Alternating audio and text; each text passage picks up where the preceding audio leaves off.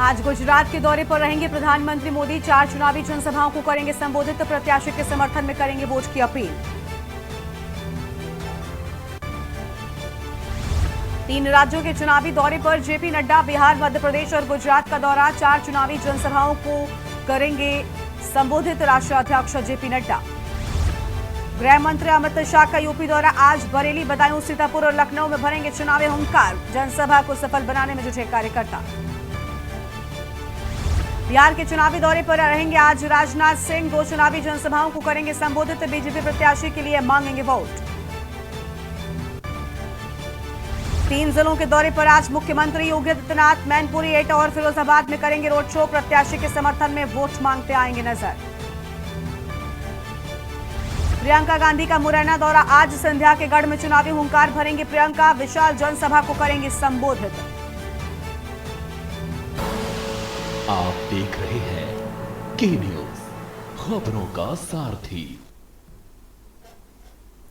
नमस्कार, आप देख रहे हैं के न्यूज इंडिया। मैं हूं आपके साथ गरिमा वाजपेयी। लाइव न्यूज में आप सभी का स्वागत है। दिल्ली से बड़ी खबर आपको बताते हैं, जहां लोकसभा चुनाव को लेकर बड़ी जानकारी। तेलंगाना में चुनाव को लेकर बड़ी खबर। गर्मी के चलते चुनाव आयोग ने फैसला लिया है। गर्मी के चलते वोटिंग टाइमिंग को बढ़ाए जाने की बात सामने आई है। अब सुबह 7 बजे से लेकर शाम 6 बजे तक मतदान होगा। ये बड़ी खबर आपको हम बता रहे हैं, जहां पर अब सुबह 7 बजे से लेकर शाम 6 बजे तक होगा मतदान। ये अहम खबर आपको हम बता दें। सुबह 7 बजे वोटिंग शुरू हो जाएगी, तो वहीं शाम 6 बजे तक वोटिंग होगी।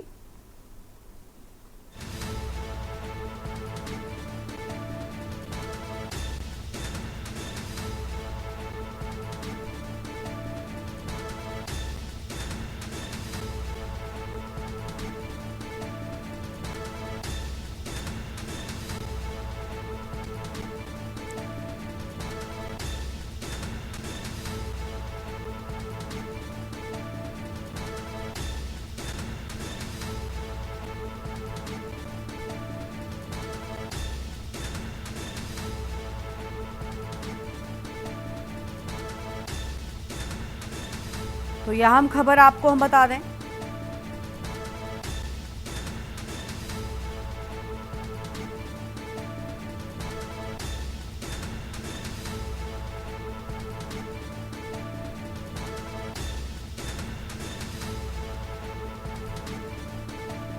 जहां पर गर्मी के चलते चुनाव आयोग की ओर से यह फैसला लिया गया है।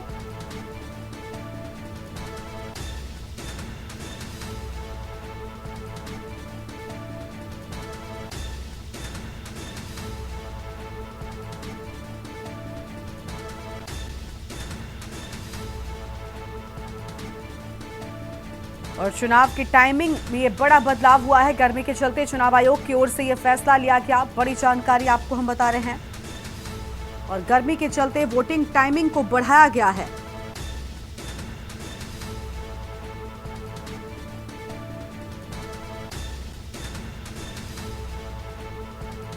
तो गर्मी के चलते यहां पर वोटिंग टाइमिंग को बढ़ाए जाने की बात सामने आई है।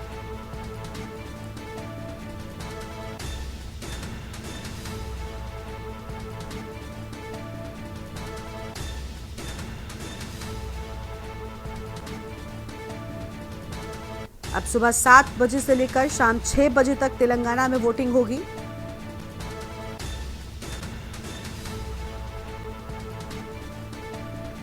यह अहम खबर आपको हम बता रहे हैं। तेलंगाना में चुनाव को लेकर बड़ी जानकारी सामने आई है। गर्मी के चलते चुनाव आयोग ने लिया फैसला।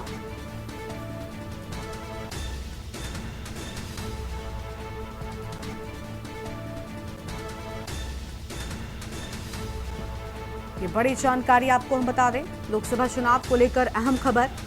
तो दिल्ली से बड़ी खबर लोकसभा चुनाव को लेकर सामने आ रही है। तेलंगाना में चुनाव में टाइमिंग को अब बढ़ाया गया है। वोटिंग टाइमिंग बढ़ी है। सुबह 7 बजे के साथ ही रात में या कह सकते हैं शाम 6 बजे तक मतदान होगा। गर्मी के चलते ये बड़ा बदलाव किया गया है वोटिंग टाइमिंग में।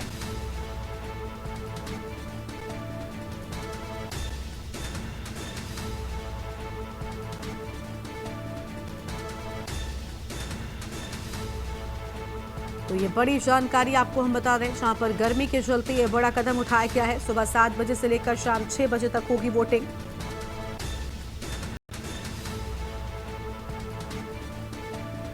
अहम खबर आपको हम बता दें,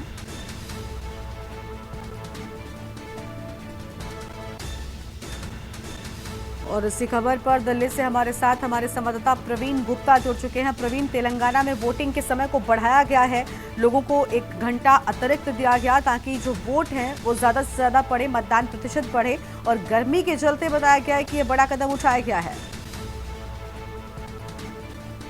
भीषण गर्मी इस टाइम पे पड़ रही है, जबकि ये गर्मी जून जुलाई में पड़नी चाहिए थी, लेकिन गर्मी का प्रकोप इतना है कि मई के अंदर ही इतनी गर्मी पड़ रही है, तो उसी के चलते अब समय बढ़ा दिया गया है। सुबह 10 बजे से लेकर शाम को 6 बजे तक का समय जो मतदान का है वो कर दिया गया है। और गर्मी की अगर बात करें तो गर्मी इस टाइम दिल्ली में तो बहुत ज्यादा हो रखी है, और उसी के चलते जो समय है वो बढ़ाया गया है। जी बिल्कुल, साफ तौर पर कहीं ना कहीं इससे अब तक, क्योंकि 2 चरणों में मतदान हुआ है, मतदान प्रतिशत बहुत ज्यादा कम था प्रवीण, तो उसी सबको ध्यान में रखते हुए ये बड़ा फैसला भी लिया गया है, कहीं ना कहीं ये भी कह सकते हैं।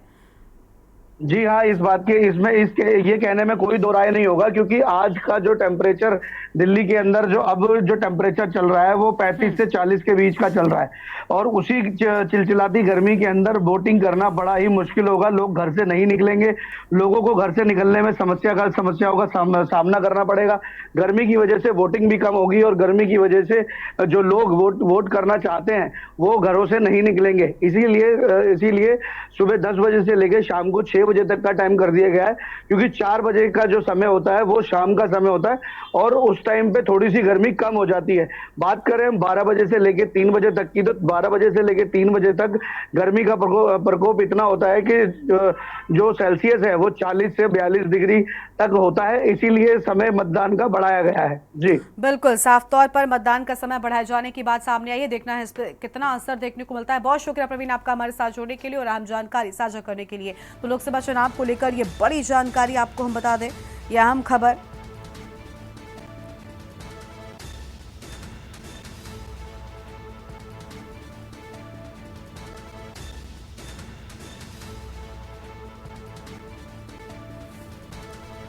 तो ये बड़ी खबर आपको हम बता दें, जहां पर गर्मी के चलते चुनाव आयोग की ओर से ये बड़ा फैसला लिया गया है।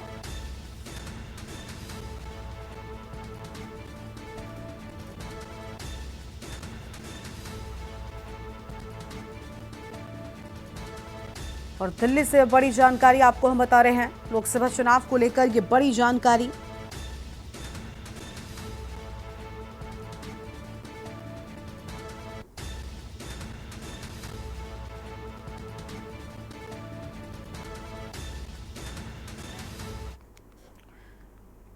और दिल्ली से अगली खबर का रुख कर लेते हैं, जहां पर सोनिया गांधी के करीबी केएल शर्मा का बयान सामने आया है। जल्द ही प्रत्याशी की हो जाएगी घोषणा। रायबरेली में कांग्रेस प्रत्याशी का नामांकन, 3 मई को प्रत्याशी का नामांकन होगा। तैयारी शुरू हो चुकी है, रायबरेली की जनता कांग्रेस के साथ है, ऐसी बातें उनकी ओर से कही गई हैं। ये बड़ी खबर आपको हम बता रहे हैं।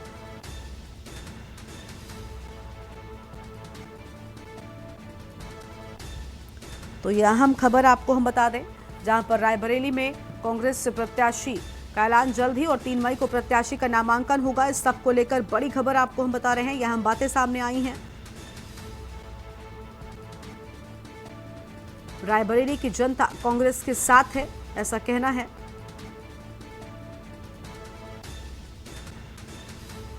और प्रवीण गुप्ता हमारे साथ में लगातार जुड़ चुके हैं। प्रवीण, रायबरेली में जल्द ही प्रत्याशी, जल्द क्या, वक्त तो बिल्कुल कम बचा है, 3 मई को अंतिम तिथि है नामांकन की, तो उसके ऊपर चीजें जा नहीं सकती, वरना हर दल ने पूरी कोशिश की है। शायद ये भी रहा होगा कि सामने वाला दल कौन सा प्रत्याशी उतारेगा, कहीं ना कहीं इस चीज के असमंजस में भी दोनों दल रुके रहे, और अब जब तिथि एकदम नजदीक आ गई है, तब दोनों ही दलों की ओर से जो बड़े हैं, बीजेपी या फिर कांग्रेस, उनकी ओर से प्रत्याशियों के नाम का ऐलान किया जाएगा। जी मैं बता दूं आपको, रायबरेली के अंदर अभी किसी का भी नाम अनाउंस नहीं किया है, ना बीजेपी की तरफ से ना कांग्रेस की तरफ से, और ये जल्द ही जैसे कि बताया जा रहा है कि 3 मई को यहाँ पे नामांकन दाखिल किया जाएगा, लेकिन अभी तक इनकी सीटों का कोई भी किसी तरीके का नाम सामने नहीं आ रहा है। लेकिन जल्द ही 3 मई से पहले ही इनका नाम सामने आ जाएगा, और कौन व्यक्ति कौन व्यक्ति कांग्रेस से लड़ेगा और कौन व्यक्ति बीजेपी से लड़ेगा, ये देखने वाली बात अभी ये मुद्दा बना हुआ है कि किस तरीके से किस को ये रायबरेली की सीट से उतारेंगे। जी बिल्कुल, देखिए रायबरेली हो या फिर अमेठी, इस दोनों ही सीटों को लेकर लगातार संशय बरकरार है और इंतजार भी यहां पर प्रत्याशियों का हो रहा है। कांग्रेस पार्टी की ओर से एक तरफ पहले राहुल गांधी और प्रियंका गांधी के नामों को लेकर लगातार चर्चा हो रही थी, जिसके बाद सूत्रों के हवाले से जानकारी मिली कि वो चुनाव नहीं लड़ेंगे। तब अमित शाह ने ये तो यहां तक की कह दिया कि उनमें हिम्मत नहीं है। तो क्या लग रहा है किस तरीके के प्रत्याशी यहां पर हो सकते हैं? हालांकि अब बहुत कम वक्त है, इंतजार लगभग आज खत्म हो जाएगा। ऐसा माना जा रहा है कि नामांकन भले ही कल हो, लेकिन आज ऐलान कर देंगे प्रत्याशियों का। शाम तक मैं बता दूं आपको कि शाम तक इनका ऐलान हो सकता है, क्योंकि जिस तरीके से कल नामांकन की आखिरी डेट है, लेकिन अभी भी इन्होंने अपने नाम जो है वो साझा नहीं किए हैं पब्लिक के साथ में कि कौन किस सीट से उतरेगा, कौन बीजेपी से उतरेगा, कौन कांग्रेस से उतरेगा। लेकिन शाम तक उम्मीद है कि ये लोग अपने अपने नामांकन से पहले इन लोगों के जो नाम है वो सामने आ जाएंगे और उसी तरीके से ये सारा जो चुनाव का खेल है वो उसी तरीके से चलना शुरू हो जाएगा।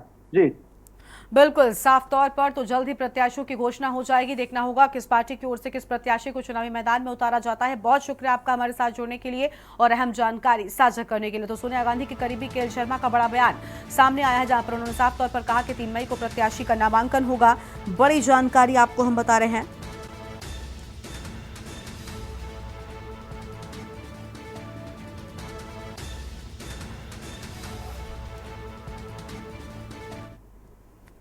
और अब आगे बढ़ेंगे खबरों की ओर। दिल्ली से खबर आपको हम बताते हैं, जहां पर कर्नाटक में 2 चुनावी रैली करेंगे राहुल गांधी। राहुल गांधी कर्नाटक में 2 चुनावी रैलियां करेंगे। पहली रैली दोपहर 2 बजे शिमोगा में करेंगे और दूसरी रैली शाम 4:15 पर रायचूर में करेंगे। तो यह बड़ी खबर आपको हम बता दें, जहां पर 2 बड़ी रैलियां करने की बात सामने आ रही है।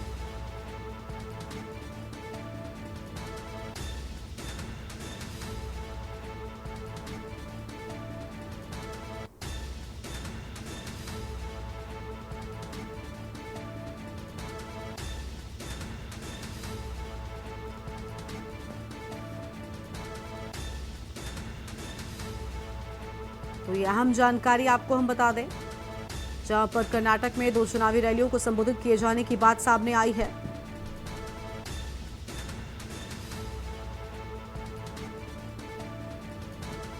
और प्रवीण गुप्ता इसी खबर पर अधिक अपडेट के लिए हमारे साथ में जुड़ चुके हैं। प्रवीण, आज राहुल गांधी की रैलियां होंगी, 2 रैलियां करने की बात सामने आ रही है।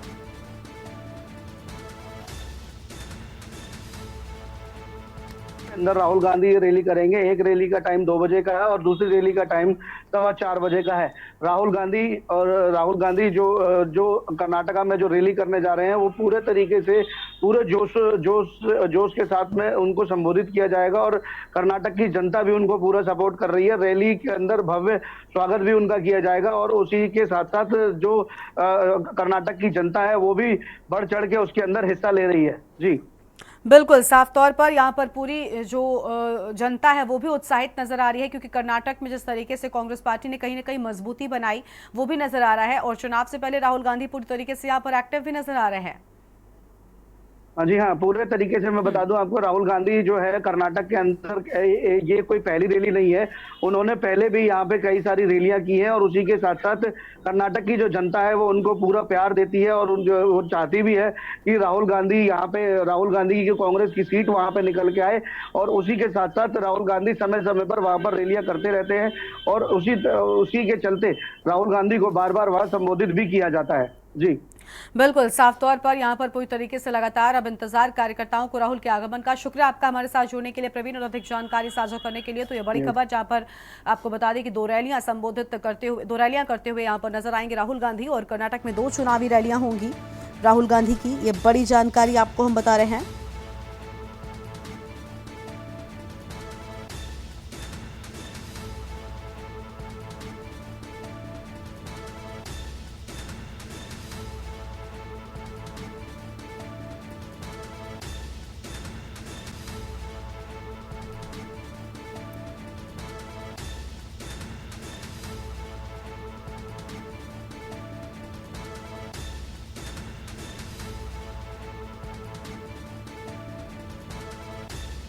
तो अहम खबर आपको हम बता रहे हैं।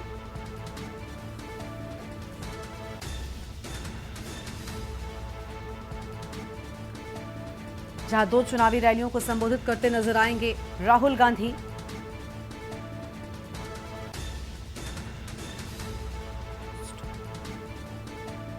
खबर आपको हम बता दें।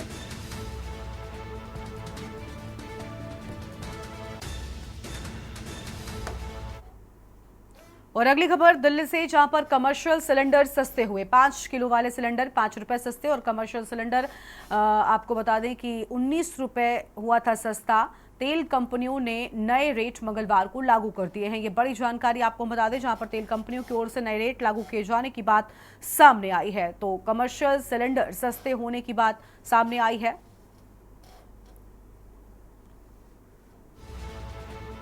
पांच किलो वाले सिलेंडर 5 रुपए सस्ते।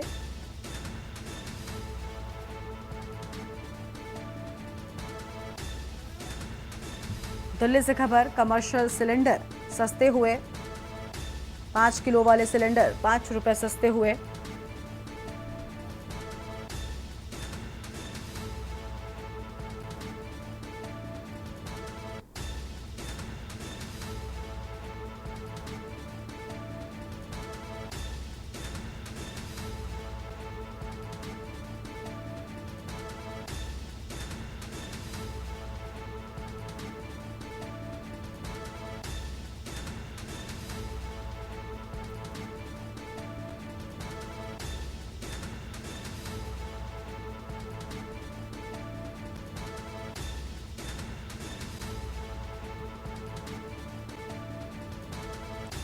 तो ये बड़ी जानकारी आपको हम बता रहे हैं, और ऐसी खबर पर अधिक अपडेट के लिए प्रवीण हमारे साथ में जुड़ चुके हैं। प्रवीण, देखिए 5 रुपए सस्ते हुए, और बड़ी राहत भी कह सकते हैं, क्योंकि कमर्शियल सिलेंडर्स के दाम घटाए गए हैं।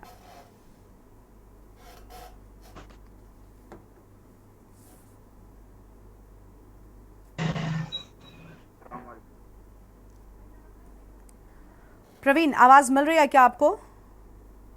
जी जी, अब मिल रही है मैम। बिल्कुल प्रवीण, कहीं ना कहीं इसे बड़ी राहत के तौर पर देखा जा रहा है, क्योंकि 5 रुपए कम हुए हैं कमर्शियल सिलेंडर में। जी, मैं बता दूं, दिल्ली की जनता को आज मंगलवार को जब तेल कंपनियों ने ये रेट कम किए थे, तो दिल्ली की जनता को बहुत ज्यादा राहत मिली है। जो कमर्शियल सिलेंडर था वो 19 रुपए उन्होंने सस्ता किया है।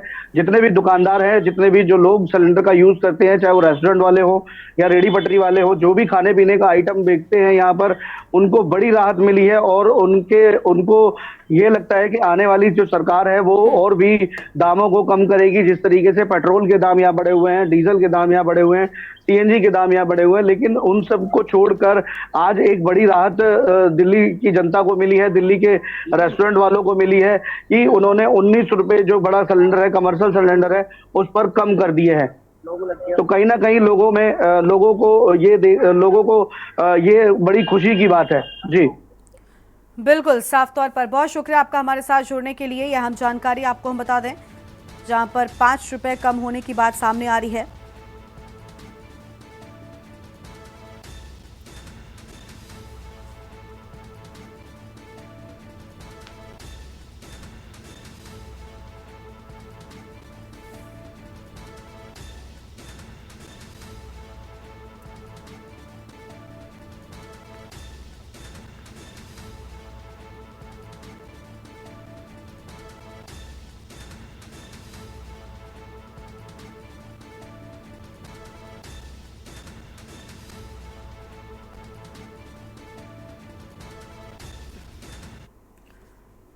अगली खबर लखनऊ से है, जहां पर बसपा की 11वीं सूची जारी हो गई है। बसपा सुप्रीमो मायावती ने सूची जारी की है। बसपा ने 6 प्रत्याशियों के नाम घोषित कर दिए हैं। गोंडा, डुमरियागंज, केसरगंज, संत कबीरनगर, बाराबंकी, आजमगढ़, लखनऊ पूर्वी की सीट पर ऐलान हो गया है। गोंडा से सौरभ कुमार मिश्रा उम्मीदवारी मिली है, और डुमरियागंज से बात करें तो मोहम्मद नदीम मिर्जा, कैसरगंज से नरेंद्र पांडे को प्रत्याशी बनाए जाने की बात सामने आई है। बसपा सुप्रीमो मायावती ने 6वीं सूची जारी कर दी है। 6 प्रत्याशियों के नाम का ऐलान इस सूची में किया गया है।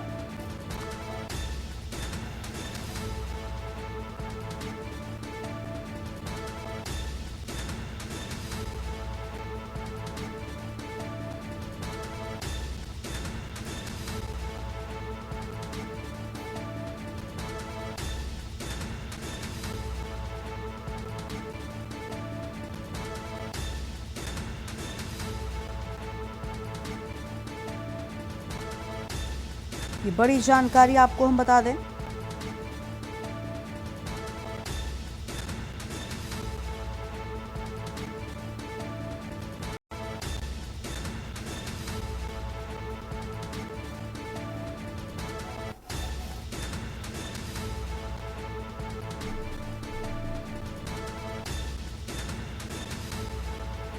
और इसी खबर पर अधिक अपडेट के लिए हमारे साथ हमारे संवाददाता संदीप मिश्रा जुड़ चुके हैं। संदीप, बसपा की ओर से प्रत्याशियों की सूची जारी की गई है, 6 प्रत्याशियों के नामों पर अंतिम मोहर लग गई।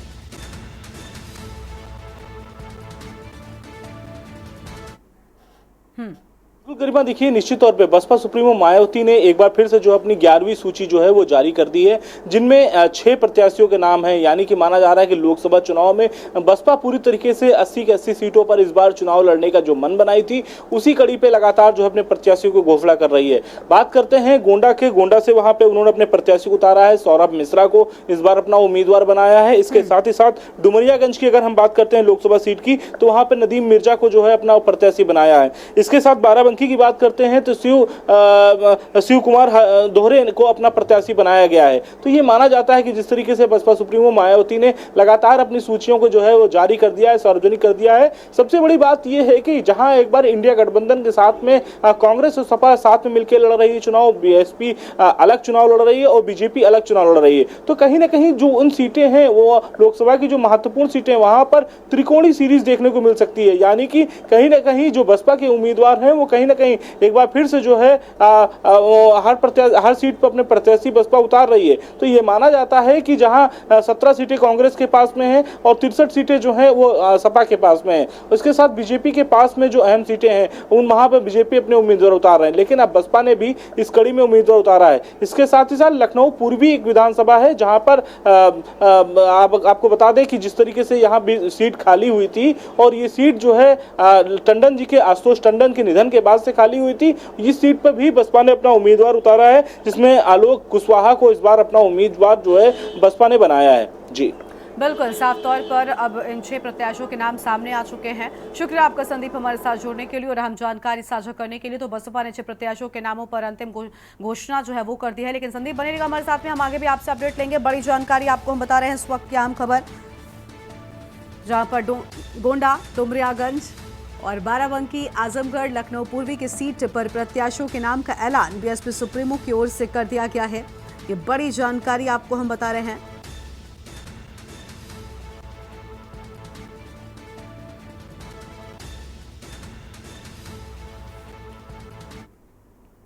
और अगली खबर है लखनऊ से, जहां पर 5 मई को प्रधानमंत्री मोदी अयोध्या में पहुंचेंगे। प्रधानमंत्री मोदी का अयोध्या में होगा रोड शो। भाजपा नेताओं का अब अवध में डेरा। 7 मई को तीसरे चरण के मतदान। कानपुर, बुंदेलखंड, अवध क्षेत्र पर जोर। प्रधानमंत्री के आगमन की तैयारियों में पार्टी जुटी हुई है। बड़ी जानकारी आपको हम बता दें, जहां पर भाजपा नेताओं का अब अवध में डेरा होगा। तो भाजपा नेताओं का अब अवध में होगा डेरा और 7 मई को तीसरे चरण के मतदान को लेकर तैयारियां पूरी। भाजपा नेताओं का अब अवध में डेरा होगा। ये बड़ी जानकारी आपको हम बता रहे हैं।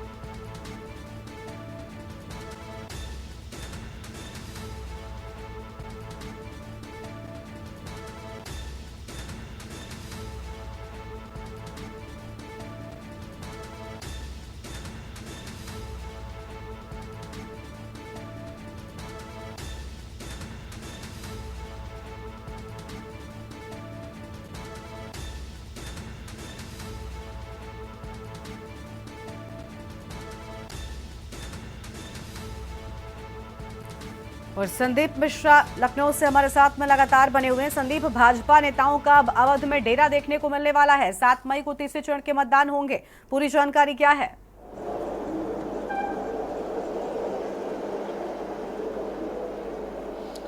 देखिए, बिल्कुल निश्चित तौर पे तीसरे चरण के जो मतदान होने हैं वो 7 मई को होने हैं। तो यानी कि अब 2 दिन बाद जो है पूरी तरीके से वहां पर प्रतिबंध लग जाएगा प्रचार प्रसार का।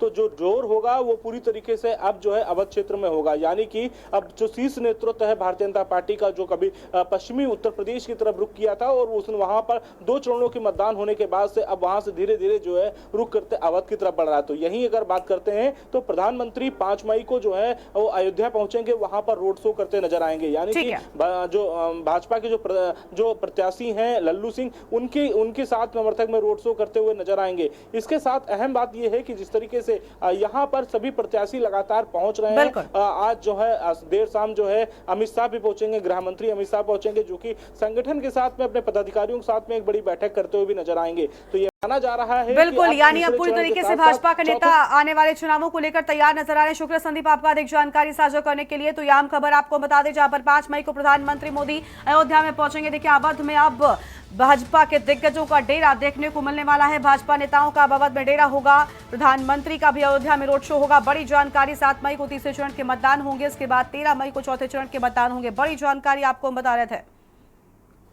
आगे बढ़ते हैं खबरों की ओर। लखनऊ से बड़ी जानकारी आपको बता दें, जहां पर 5वें चरण की सीटों को लेकर तैयारी। गृह मंत्री अमित शाह संगठनात्मक बैठक करेंगे। आज सीटों को लेकर लखनऊ में संगठनात्मक बैठक होगी। भूपेंद्र चौधरी, धर्मपाल सिंह बैठक में होंगे शामिल। कानपुर और काशी क्षेत्र से जुड़ी कोर टीम यहां पर मौजूद रहने वाली है। भूपेंद्र चौधरी, धर्मपाल सिंह बैठक में शामिल होंगे। बड़ी जानकारी आपको हम बता दें, जहां पर गृह मंत्री अमित शाह संगठनात्मक बैठक करेंगे और गृह मंत्री की बैठक को लेकर सभी तैयारियां पूरी किए जाने के बाद सीटों को लेकर लखनऊ में होगी संगठनात्मक बैठक। भूपेंद्र चौधरी, धर्मपाल सिंह बैठक में शामिल होंगे। इस वक्त की बड़ी खबर, कानपुर और काशी क्षेत्र से जुड़ी कोर टीम भी यहां पर मौजूद रहेगी। तो यह बड़ी खबर आपको हम बता रहे हैं लखनऊ से, जहां 5वें चरण की सीटों को लेकर तैयारी की बात सामने आई है। गृह मंत्री अमित शाह संगठनात्मक बैठक करेंगे। अहम खबर, आज सीटों को लेकर लखनऊ में होगी संगठनात्मक बैठक। संदीप मिश्रा हमारे साथ में लगातार बने हुए। संदीप, गृह मंत्री भी लगातार एक्टिव नजर आ रहे हैं और अमित शाह की ओर से संगठनात्मक बैठक किए जाने की भी बात सामने आ रही है। इस बैठक को लेकर क्या जानकारी?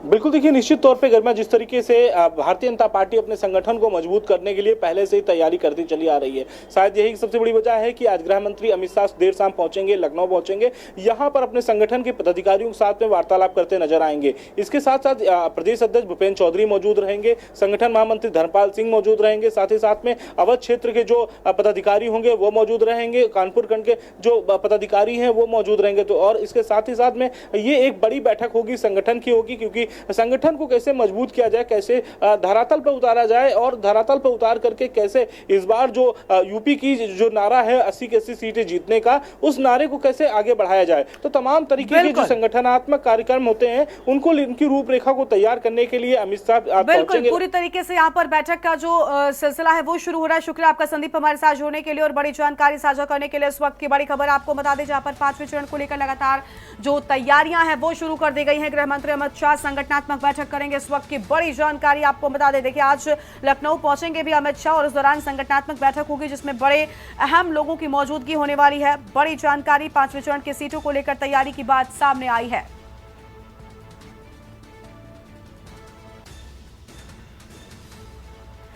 तो ये बड़ी जानकारी आपको हम बता दें, जहां पर गृह मंत्री अमित शाह की बैठक को लेकर विशेष तैयारी किए जाने की बात सामने आई है। 5 चरणों की सीटों को लेकर तैयारी लगातार की जा रही है। इस वक्त की आम खबर। आगे बढ़ते हैं खबरों की ओर। अगली बड़ी जानकारी गोंडा से आपको हम बताते हैं। इसी बीच गोंडा से बड़ी जानकारी आपको हम बता दें, तो गोंडा से इसी बीच एक अहम खबर, जहां पर कैसरगंज से ब्रजभूषण को झटके की बात सामने आई है। इस वक्त की बड़ी खबर आपको बता दें, बेटे करण भूषण नामांकन करेंगे। तो करण भूषण की ओर से नामांकन किया जाएगा। कल बीजेपी प्रत्याशी के रूप में नामांकन करेंगे बेटे करण भूषण। ये बड़ी खबर, जहां पर सांसद निवास विष्णुहरपुर में ब्रजभूषण समर्थक पहुंचे हुए हैं। कल बीजेपी प्रत्याशी के रूप में नामांकन की बात सामने आई है। तो ब्रजभूषण सिंह को झटका, सांसद निवास विष्णुहरपुर में ब्रजभूषण समर्थकों की भीड़ जो है वो यहां पर इकट्ठा हो गई है। नामांकन से पहले रघुकुल विद्यापीठ में सभा का आयोजन भी किए जाने की बात सामने आ रही है। ब्रजभूषण शरण सिंह के बेटे करण भूषण कल नामांकन करते हुए नजर आएंगे। गोंडा से खबर, जहां कैसरगंज से ब्रजभूषण को झटका लगा और अब बेटे करण भूषण नामांकन करेंगे। ये बड़ी जानकारी आपको हम गोंडा से बता रहे हैं। बीजेपी प्रत्याशी के रूप में नामांकन करेंगे बेटे करण भूषण। तो इस बार बेटे को चुनावी मैदान में उतारे जाने की बात सामने आई है। यह बड़ी जानकारी आपको बताते हैं। अगली खबर का रुख कर लेते हैं। अगली खबर भी गोंडा से ही सामने आ रही है। गोंडा से ही एक और बड़ी जानकारी आपको हम बताएंगे। इसी बीच एक और अहम खबर, जहां पर ब्रजभूषण सिंह का कट सकता है टिकट। 6 बार से लगातार सांसद रहे हैं ब्रजभूषण सिंह, लेकिन कई वजहों से चर्चा में रहे। अब जानकारी मिल रही है कि टिकट कट सकता है। तो ब्रजभूषण सिंह का टिकट कट सकता है। ब्रजभूषण सिंह का टिकट कट सकता है और पत्नी को टिकट मिल सकता है, ऐसी जानकारी सामने आ रही है। इस वक्त की बड़ी जानकारी आपको बता दें, जहां पर एक बार सांसद रही हैं उनकी पत्नी केतकी सिंह, लेकिन इस बार जानकारी मिल रही है कि ब्रजभूषण का टिकट कट सकता है, वहीं उनकी पत्नी को टिकट दिया जा सकता है। ये बड़ी खबर आपको हम बता रहे हैं। हालांकि एक बार सिंह चुनावी मैदान में सांसद भी रही हैं, लेकिन इस बार देखना होगा कि ब्रजभूषण सिंह का टिकट कटता है या नहीं।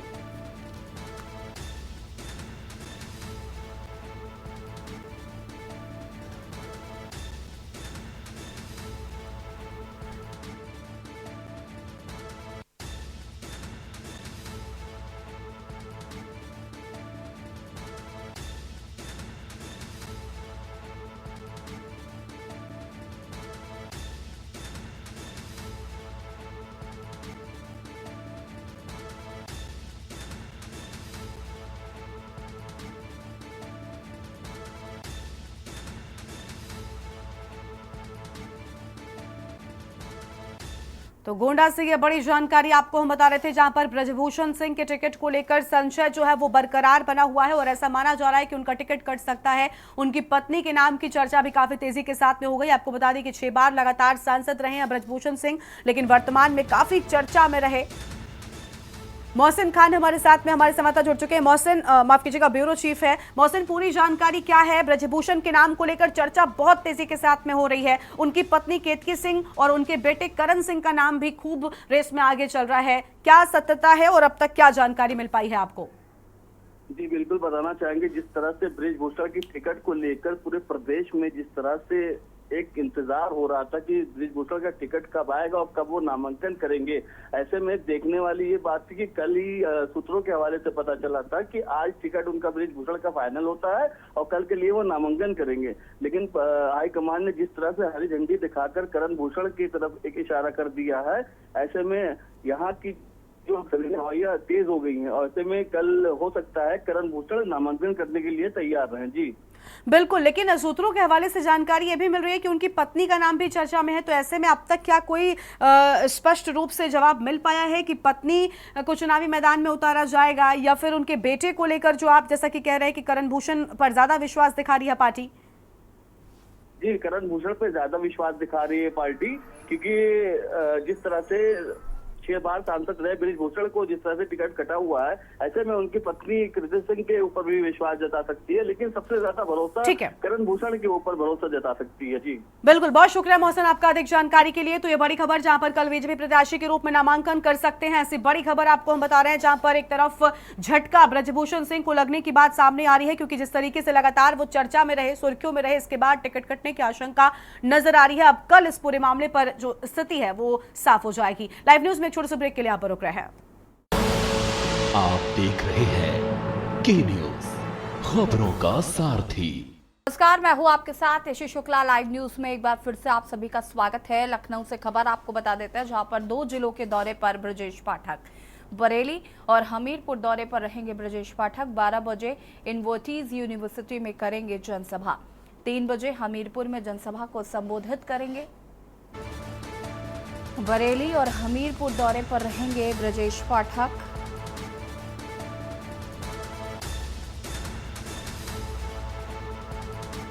तीन बजे हमीरपुर में जनसभा को करेंगे संबोधित।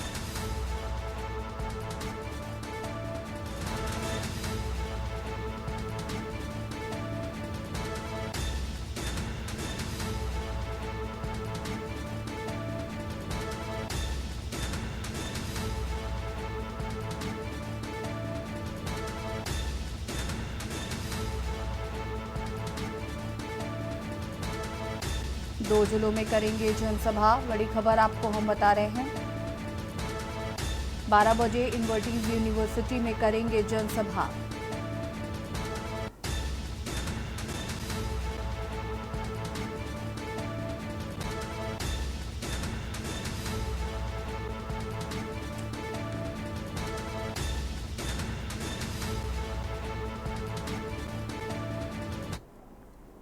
लखनऊ से खबर, जहां पर सैफई परिवार को घेरने की तैयारी, बीजेपी ने बचाई बिसात। सम्मेलनों के जरिए बीजेपी बना रही है माहौल।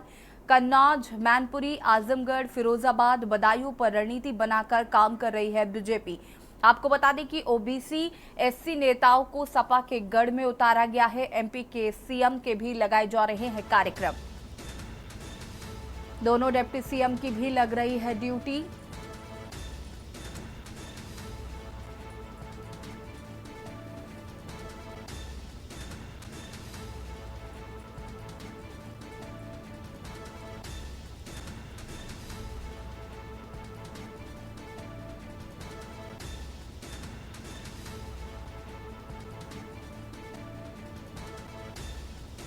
एमपी के सीएम के भी लगाए जा रहे हैं कार्यक्रम। दोनों डिप्टी सीएम की ड्यूटी सफाई परिवार को घेरने की तैयारी। लखनऊ से खबर आपको बता रहे हैं।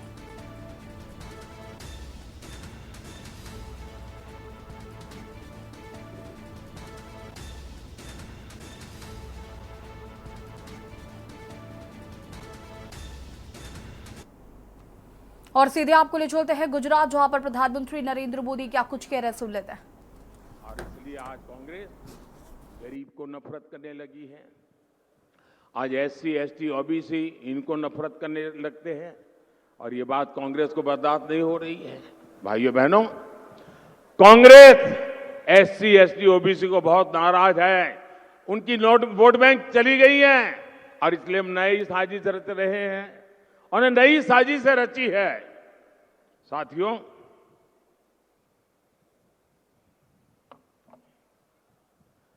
अब सब जानते हैं कि दशकों से कांग्रेस का सबसे बड़ा वोट बैंक माइनॉरिटी का रहा है और उसमें भी मुसलमान। इस वोट बैंक को उन्होंने बहुत पाला पोसा है, बहुत खातिरदारी की है। बीते दशकों में क्षेत्रीय दलों ने कांग्रेस के इस वोट बैंक में भी सेंधमारी कर दी। जो प्रादेशिक पक्ष है ना, उन्होंने उसमें से क्योंकि कांग्रेस 10 बोलती थी, वो 20 बोलते थे। कांग्रेस 25 बोलती थी, 50 करो। उनको पता चल गया है कि कांग्रेस को मारने का यही तरीका है। तो जो प्रादेशिक पक्ष पैदा हुए उसमें से बहुत सारे उन्होंने कांग्रेस को जो मोनोपोली थी माइनॉरिटी की, उस पर भी डाका डाल दिया। इसलिए अब कांग्रेस नई नीति रणनीति बना रही है। जब कांग्रेस सत्ता या विपक्ष में, वहां माइनॉरिटी के वोट बैंक को साथ रखने के लिए तुष्टीकरण में और तेजी से आगे बढ़ रही है। कांग्रेस ने अल्पसंख्यकों को अपने साथ रखने के लिए ओबीसी और दलितों के आरक्षण का कोटा मुसलमानों को देना तय किया है। इसके लिए कांग्रेस पार्टी संविधान बदलना चाहती है। कांग्रेस चाहती है कि एससी, एसटी, ओबीसी के उनके हक का जो आरक्षण है वो अपने खास वोट बैंक को दे सके। कांग्रेस की इस साजिश के बारे में पहले ना कांग्रेस के दरबारी कुछ कहते थे और ना ही उनके लोग। 24 के चुनाव में मोदी ने कांग्रेस की ये सारी साजिश देश के सामने रख दी है। इसलिए कांग्रेस और उसके दरबारी मोदी से इतना गुस्से में है। ये चाहे जितना भी गुस्सा कर ले, मोदी आज पूरे देश को ये गारंटी दे रहा है कि एसटी, एससी, ओबीसी और सामान्य वर्ग के जो गरीब लोग हैं, उनका जो आरक्षण है, जो संविधान के तहत मिला हुआ है, बाबा साहब आंबेडकर के द्वारा मिला हुआ है, भारत की संसद ने दिया हुआ है, ये बीजेपी की गारंटी है, ये मोदी की गारंटी है, ये बीजेपी सरकार की गारंटी है कि धर्म के आधार पर किसी को भी एससी, एसटी, ओबीसी और जनरल के आरक्षण में से रत्ती भर भी हाथ नहीं लगाए दिया जाएगा।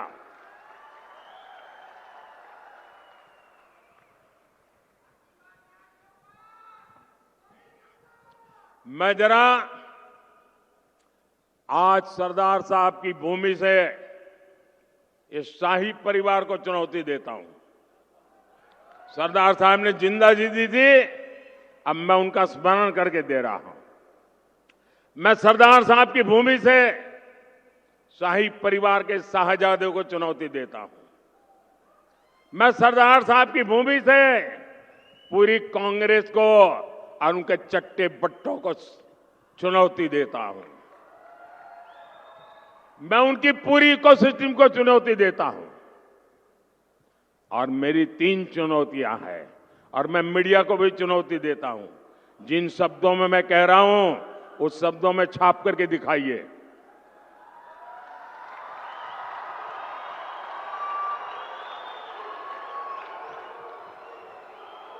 उनको लगता है कि मोदी ने बात छाप दी, टीवी में दिखा दी, तो शायद कांग्रेस कहीं की नहीं रहेगी। मेरी 3 चुनौतियां हैं कांग्रेस और कांग्रेस के पूरे इकोसिस्टम को। पहली चुनौती, कांग्रेस और उनके चट्टे बट्टे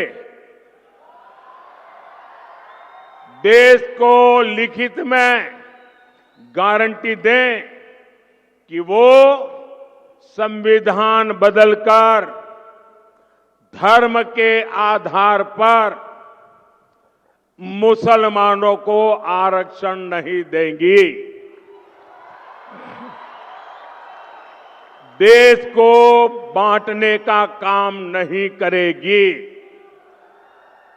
मेरी दूसरी चुनौती है, कांग्रेस देश को लिखित में दे कि वो एसटी, एससी, ओबीसी को मिलने वाले आरक्षण में सेंधमारी नहीं करेगी, उनका अधिकार नहीं छीनेगी, डाका नहीं डालेगी। मेरी तीसरी चुनौती है, कांग्रेस देश को लिखित में गारंटी दे। और इसी बीच आपको गाजियाबाद से खबर बता देते हैं। गाजियाबाद से खबर आपको बता रहे हैं। गाजियाबाद से आपको हम खबर बता देते हैं जहां पर सरकारी आदेशों की उड़ रही धज्जियां। गाजियाबाद से खबर, एडीएम सिटी और एसीपी के आदेश को किया गया दरकिनार।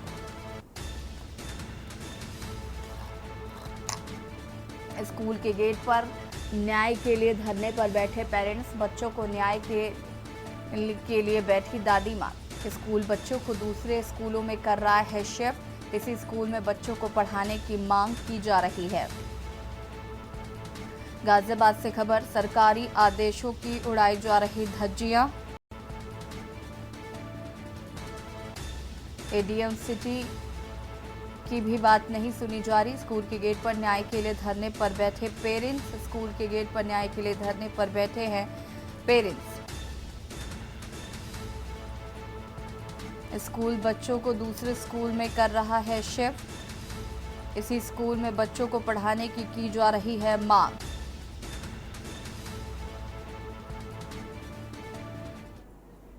और इसी खबर पर ज्यादा जानकारी के लिए संवाददाता जयवीर हमारे साथ जुड़ चुके हैं। जयवीर, क्या कुछ ये पूरा मामला है सबसे पहले तो? और देखिए, आपको बताते हैं कि गाजियाबाद के जो प्राइवेट स्कूल है, इनकी मनमानियों को लेकर लगातार धरने प्रदर्शन चलते रहे हैं।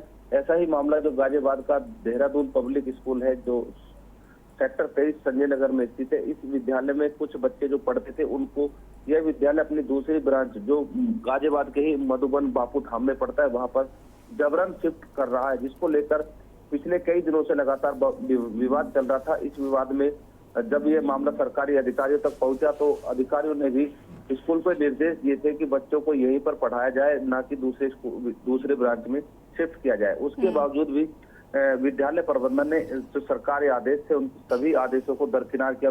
कहा जा सकता है कि जो सरकारी आदेश हैं, उनकी धज्जियां उठाते हुए इन बच्चों को जबरन दूसरे विद्यालय में शिफ्ट कर दिया है, जिसको लेकर तमाम अभिभावक अब इस विद्यालय के मुख्य द्वार पर बैठे हुए हैं और धरना प्रदर्शन कर रहे हैं। वहीं इन अभिभावकों की मांग है कि उनके बच्चे को इसी विद्यालय में पढ़ाया जाए, क्योंकि जिस तरह से जो विद्यालय शिफ्ट करने से ठीक है जो छात्र है। ठीक है जयवीर, शुक्रिया जानकारी के लिए। स्कूल के गेट पर न्याय के लिए धरने पर फिलहाल पेरेंट्स बैठे हुए हैं। बच्चों के न्याय के लिए बैठी दादी माँ की पुकार। स्कूल बच्चों को दूसरे स्कूल में किया जा रहा है शिफ्ट।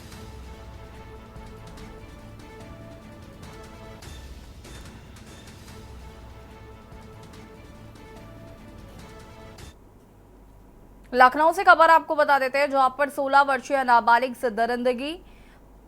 हुंडई सर्विस सेंटर में नाबालिग से की गई दरिंदगी। 4 साथी कर्मचारियों ने दरिंदगी की है। गंभीर हालत में नाबालिग को अस्पताल में भर्ती कराया गया है। एसएस हुंडई के सर्विस सेंटर में हुई वारदात। परिजनों ने पुलिस को इसकी तहरीर दी है। हुसैनगंज थाना क्षेत्र का ये पूरा मामला बताया जा रहा है। लखनऊ से खबर, जहां पर 16 वर्षीय नाबालिग से हुई दरिंदगी। हुंडई सर्विस सेंटर में नाबालिग से दरिंदगी की गई। 4 साथी कर्मचारियों ने की दरिंदगी। गंभीर हालत में नाबालिग को भर्ती कराया गया। एसएस हुंडई के सर्विस सेंटर में हुई वारदात, परिजनों ने पुलिस को तहरीर दी है। हुसैनगंज थाना क्षेत्र का ये पूरा मामला बताया जा रहा है। गंभीर हालत में नाबालिग को भर्ती कराया गया।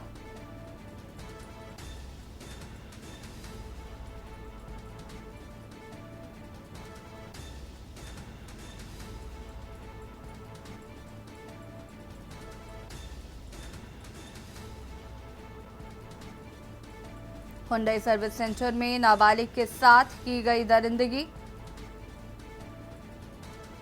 फिलहाल नाबालिग को अस्पताल में भर्ती कराया गया है। लखनऊ से खबर, जहां पर होटल व लॉन संचालकों पर बड़ी कार्रवाई की गई है। सरकारी जमीन पर अवैध कब्जा करने का आरोप लगाया गया है। अवैध कब्जा करने वालों पर एफआईआर दर्ज की गई है। नगर आयुक्त के निर्देश पर हुई है कार्रवाई। खबर आपको हम बता रहे हैं लखनऊ से, जहां पर होटल व लॉन संचालकों पर बड़ी कार्रवाई की गई है। बता दें कि सरकारी जमीन पर अवैध कब्जा करने का आरोप लगाया गया है। अवैध कब्जा करने वालों पर एफआईआर दर्ज, नगर आयुक्त के निर्देश पर हुई कार्रवाई।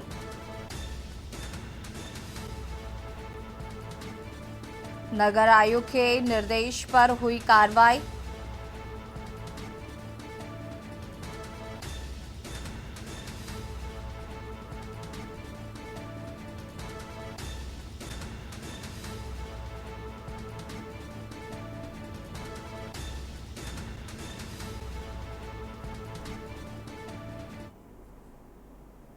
लखनऊ से खबर आपको बता देते हैं, जहां पर सीवर सफाई के दौरान 2 लोगों की मौत हो गई। जहरीली गैस के कारण 2 मजदूरों की मौत हो गई।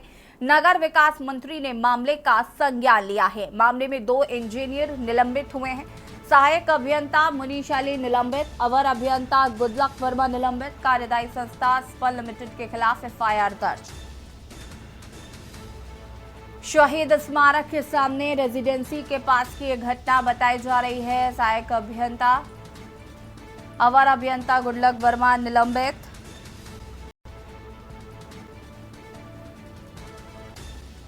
शहीद स्मारक के सामने रेजिडेंसी के पास की यह घटना बताई जा रही है। जहरीली गैस के कारण 2 मजदूरों की हुई थी मौत।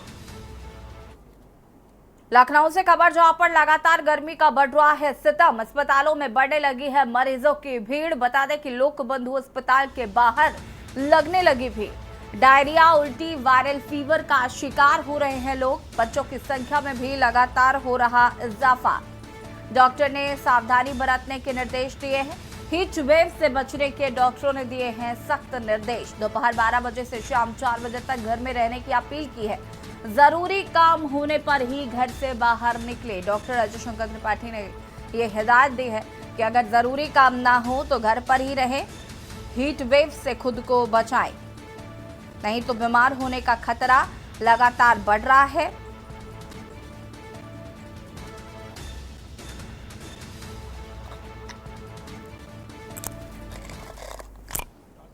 लगातार तापमान बढ़ रहा है और इसके साथ साथ हॉस्पिटल में मरीजों की संख्या में भी इजाफा हो रहा है। लखनऊ के लोकबंधु में सभी मौजूदगी है और लखनऊ के लोकबंधु में ओपीडी के बाहर लंबी लंबी कतारें लगी हुई हैं।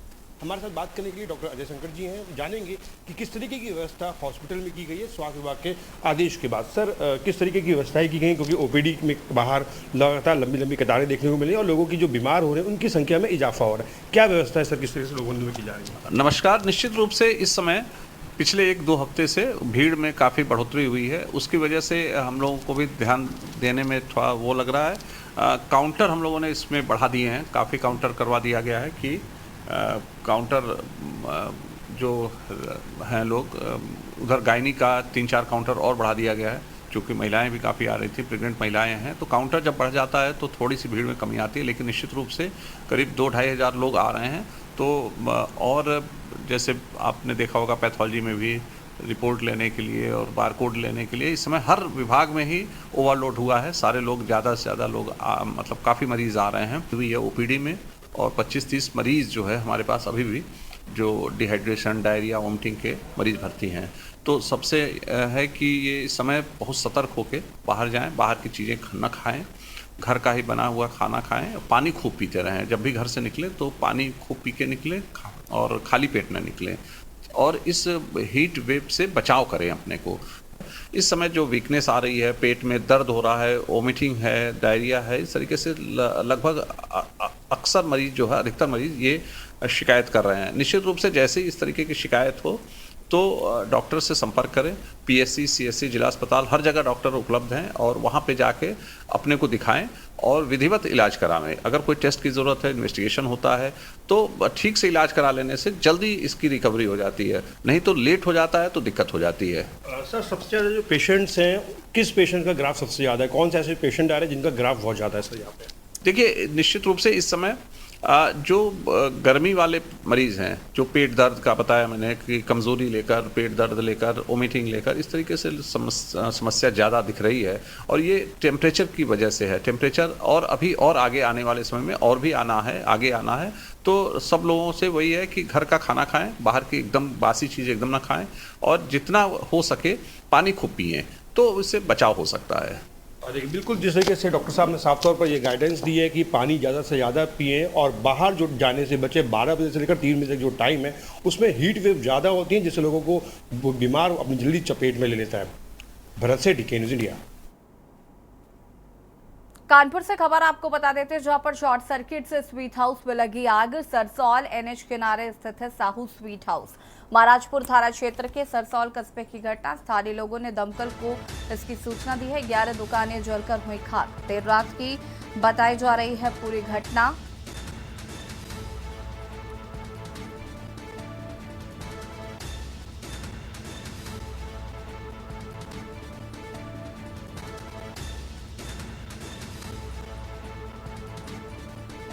देर रात की बताई जा रही है ये घटना।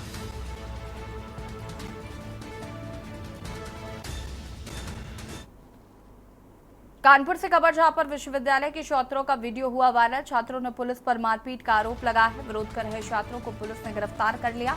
छात्रवृत्ति न मिलने से नाराज छात्रों ने खोला मोर्चा। कुलपति विनय पाठक के खिलाफ प्रदर्शन जारी।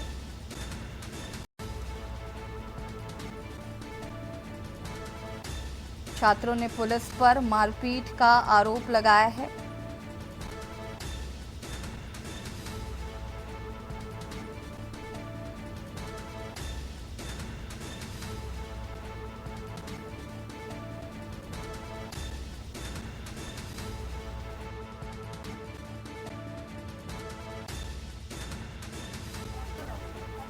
क्या हुआ तुम्हारे साथ? ये बताओ, तुम्हारे साथ क्या हुआ? मेरा ऑपरेशन वाली जगह ये लोग दबाए, जानबूझ के दबाए, बोलते रहा और मेरा पैर मोड़े ये लोग, तोड़ने की कोशिश किए पैर। मैं बैठ रहा हूँ। पुलिस प्रशासन मुर्दाबाद। पुलिस हम लोगों को लगातार ये पुलिस प्रशासन के द्वारा दबाव बनाया जा रहा है, मारा पीटा जा रहा है। आज हमको मारा पीटा गया है, लेकिन तानाशाही नहीं चलने देंगे हम लोग। पुलिस प्रशासन मुर्दाबाद।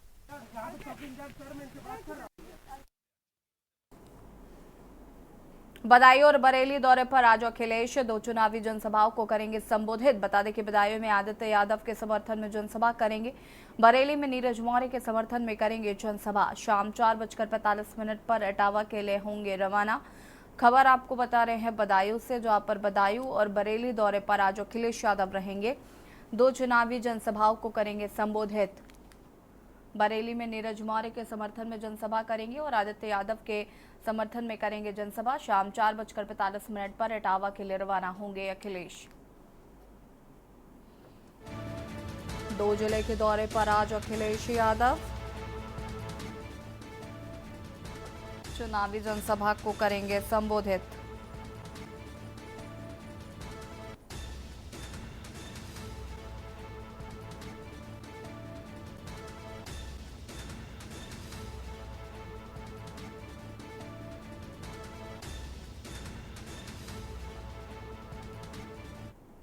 और सीधे ले चलते हैं बिहार, जहां पर तेजस्वी यादव क्या कुछ कह रहे सुन लेते हैं।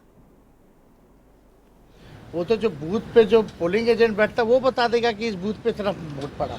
तो चुनाव आयोग को इसमें इतनी बड़ी तकलीफ क्या हो रही है? और बार बार अगर ऐसा हो रहा है तो मैनिपुलेशन का शंका लोगों में बढ़ता जाएगा। मोदी जी फॉर यू आपने पोस्ट किया है, मकसद क्या है?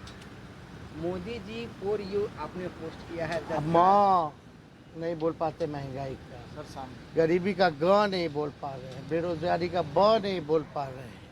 तो इस हिसाब से अगर आप देखिएगा तो उन्हीं के भाषण को हमने टेप पे सुनाया, आप लोगों ने भी सुना होगा।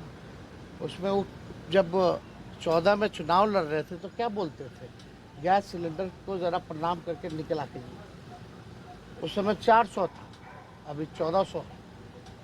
तो अब क्या करना पड़ेगा प्रधानमंत्री जी, आप महंगाई का म क्यों नहीं बोल पा रहे, गरीबी का ग क्यों नहीं बोल पा रहे, बेरोजगारी का ब क्यों नहीं बोल पा रहे।